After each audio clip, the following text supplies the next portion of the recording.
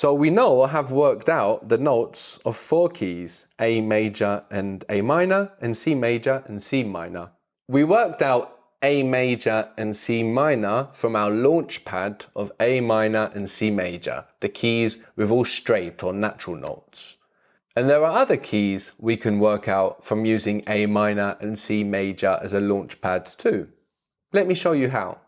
So if A minor and C major have no sharps or flats, we can find related keys to them which will have just one sharp or just one flat. They are related keys because, of course, if the new keys have only one sharp or one flat, then they share most notes with our launchpad keys of no sharps and no flats. So how do you think we'll find keys related to A minor, for example? What interval from A might we use to find this? The interval that gives us a new domain? Is it the fifth? Yes, the perfect fifth. So the perfect fifth, the dominant, gives us the next domain, the next key. So the dominant is the furthest note from the tonic, and in that sense, it's the tonic's opposite. But seeing how the dominance scales are so related to the tonic scales, we see how it is also the most similar degree to the tonic. And whilst it might feel counterintuitive to speak of something as similar and opposite, if I ask you what is similar and opposite to white, you might say Black. black, of course. And if I say what is similar or opposite to everything, you might say Nothing. nothing. So similar and opposite, as counterintuitive as it might sound, is a phenomenon we find in the world. So if we take the dominant of any scale and build a scale from it, we'll have a similar scale to the one we started with. What is the perfect fifth of A? E. E. So E minor has all straight notes just like A minor, but with the exception of one sharp.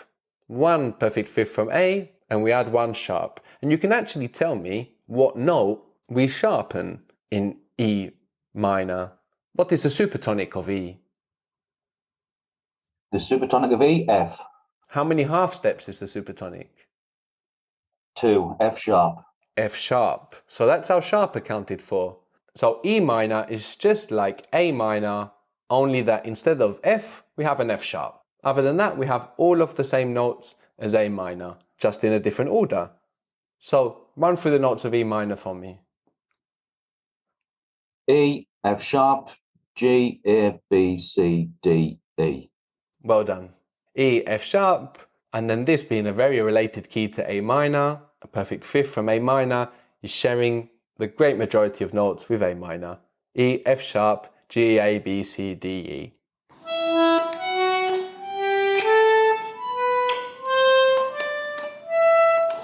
So E minor, a perfect fifth from A minor, is a very related key. It shares almost all the same notes as A minor, with the exception of the F, which is F sharp in E minor.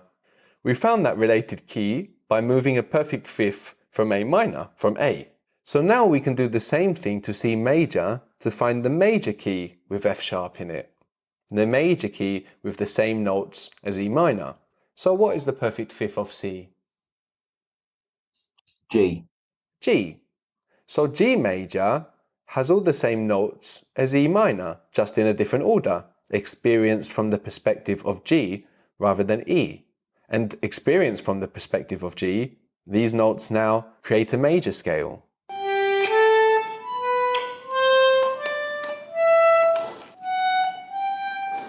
So what interval does our sharp note F sharp give us in G major? That is the 7th. Good. And the what seventh? Major 7th. Major seventh. It's G major, so we have the major seventh. And to find more scales, say the scales with 2 sharps in them, we can do the same thing again, moving in perfect fifths. So what is the perfect fifth from E, or 2 perfect fifths from A? B. B, of course. The fifth of the fifth is the same as the supertonic, you might remember. And B is the supertonic of A. So B minor, being 2 perfect fifths from A minor, has 2 sharps. The sharps will always come in the same order when we're working out our scales, so we already know what one of these sharps is from E minor. What was that sharp? Was it F sharp? F sharp. So we keep that, and then to find the second sharp, we simply make use of the perfect fifth again. This scale is a perfect fifth from the last, so the sharp it adds will be a perfect fifth from the last two. So we have to find the perfect fifth of F sharp, which is C sharp. C sharp. So this means that B minor has all straight notes, all natural notes, apart from F sharp and C sharp.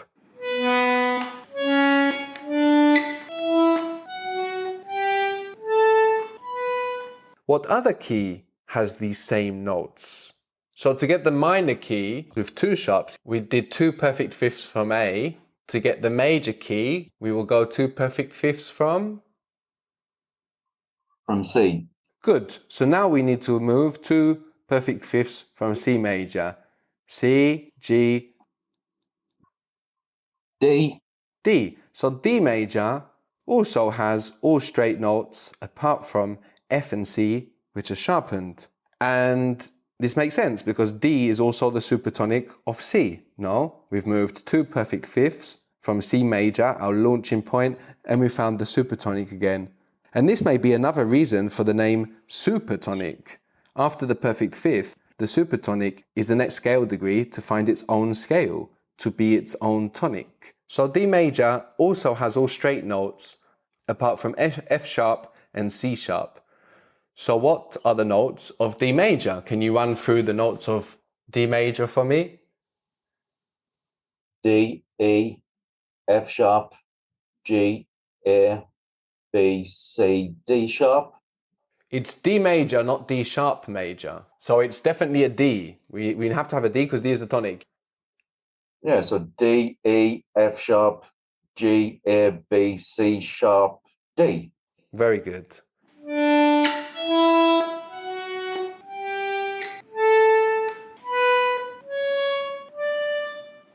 D, E, F sharp, G, A, B, C sharp, and D. So we've seen how launching from A minor and C major, which are the keys with no sharps or flats, we can find other keys. To find keys with sharps, we can count imperfect fifths and add sharps as we go along. The first sharp we add is F sharp, and then we count imperfect fifths again from F sharp to see what any additional sharps should be. So a key with three sharps will have F sharp, C sharp, and what other note will be sharpened? G. Bravo, G sharp, the perfect fifth of C sharp. So what is the name, or what are the names of the two keys that have three sharps? You can work that out going back to our launch pad.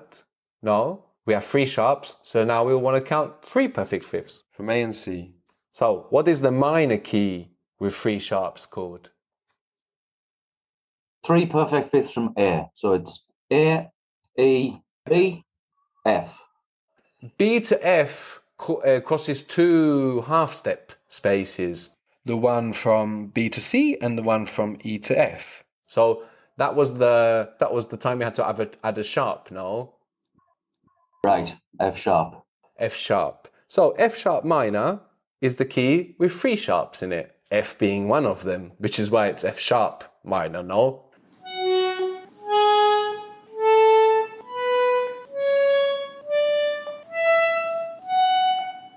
And what is the major scale with three sharps in it? We already know this scale, we've already played with it quite a bit, but let's work it out. Let's go three perfect fifths from C. Okay, from C. C, G, D, A. A major. A major is the key with three sharps, and we've already seen it. We saw it from A minor. No, we raised our minor third, minor sixth, and minor seventh with sharps, and we got A major, A, B, C sharp, D, E, F sharp, G sharp, and back to A.